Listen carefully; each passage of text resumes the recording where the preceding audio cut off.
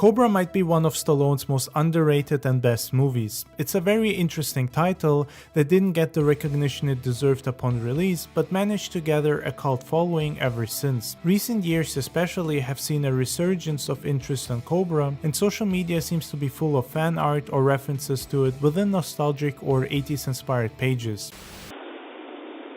This is where the law stops, and I start.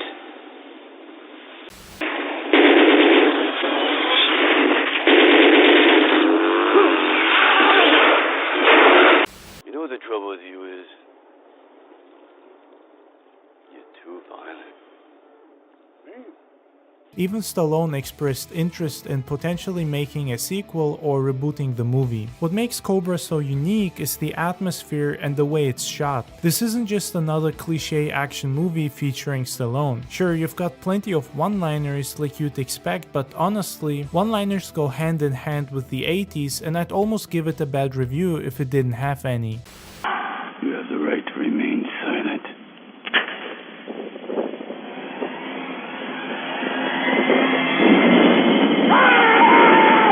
Cobra is dark. A crazy cult is terrorizing LA led by a deranged serial killing maniac called the Night Slasher. The movie doesn't pull any punches when it comes to this, as in typical horror fashion, we see him kill and slash a bunch of people. It might not be as graphic as a full-blown horror movie, but it certainly uses a lot of elements that you'd also see in horror. From the first minute, Cobra builds a dark and depressing atmosphere. It paints a picture of a world gone mad where random mass shootings and supermarkets happen all the time. It actually has a lot in common with The Punisher. In fact, it might have even been released as the Punisher movie without anyone raising an eyebrow. You're a disease, and I'm the cure. Die! Drop it! Marion Cobretti is a hardcore police officer that takes on the vilest and most fucked up cases other detectives refuse to pursue or don't have the stomach for. He's the man you call when dealing with evil maniacs or mass shooters. Everyone knows that Cobretti will inflict justice upon them, and you better get a few coffins ready.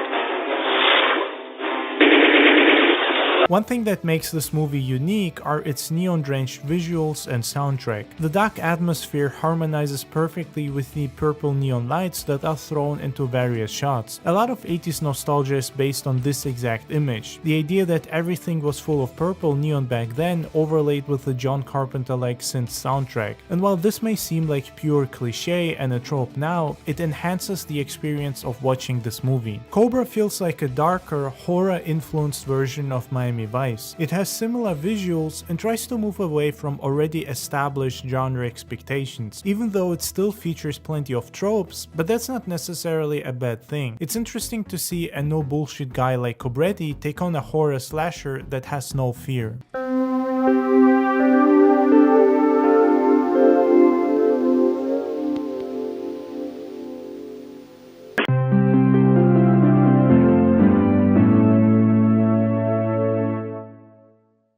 If it's a mission no man can survive, he's the man for the job. Arnold Schwarzenegger, Commando. Let's party. If you thought Rambo was wild, then you have no idea what level of pure insanity Commando has in store. This movie might be one of the most badass creations to ever face the earth, and it definitely cemented Arnold Schwarzenegger as an action legend. It has all the elements and tropes you'd expect to see: massive guns, big muscles, Arnold, blood and violence. Feature film. Your flight attendants are Susan and Lance, and I'm Vicky. We're here to make... Do me a favor. Don't disturb my friend. He's dead tired. This movie is cheesy and full of iconic one-liners, but that's what makes it so good. I ate green berets for breakfast. And right now, I'm very hungry. Can't believe this macho bullshit. Fuck you, asshole. Fuck you, asshole. It's relaxing and feels surprisingly fresh because it's not trying to tell some kind of deep story or impress you with original cinematography. There is almost non-stop action going on that never gets old or annoying. In fact, even once the movie is over, you still feel thirsty for more explosions and bullets to fly.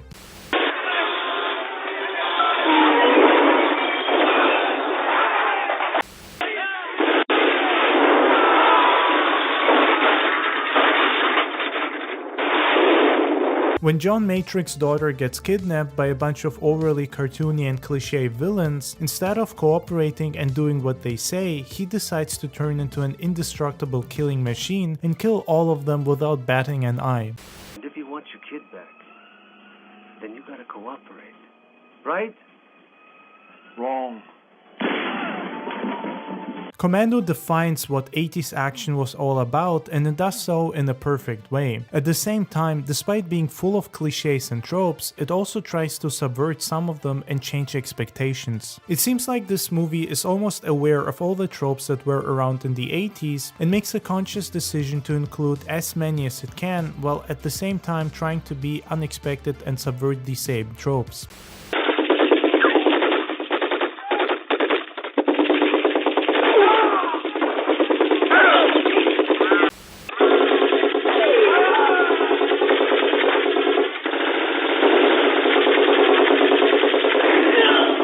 I believe that's why Commando works so well, because it doesn't take itself too seriously, but also isn't trying to be a parody or completely without substance. This movie is iconic because of these factors and fun to watch. The action here is over the top and completely unapologetic. John Matrix doesn't care how much damage he doesn't care how many people he has to kill or what happens in the process. He's basically a human version of the Terminator, not stopping before he has killed everyone involved in the kidnapping of his daughter. Matrix won't leave you threatening messages on your phone or try to bargain with you. The first time you see him will be the last time you see anything. Arnold really shines in this movie, and he's the main reason it ended up being so iconic. I don't think it would have been as successful without him, because his comedic timing and almost emotionless delivery of his lines is what makes the character really stand out. The acting in this movie isn't great, nor is the story in any way original or unheard of, but that's exactly why Commando is so good. Schwarzenegger has a certain charm and timing that other action stars, at least back in the 80s, lacked. The movie was never supposed to be funny, but his delivery of one-liners is so iconic and good that he is rightfully called the king of one-liners.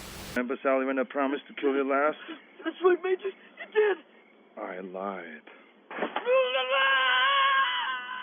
What'd you do, Sully? I let him go.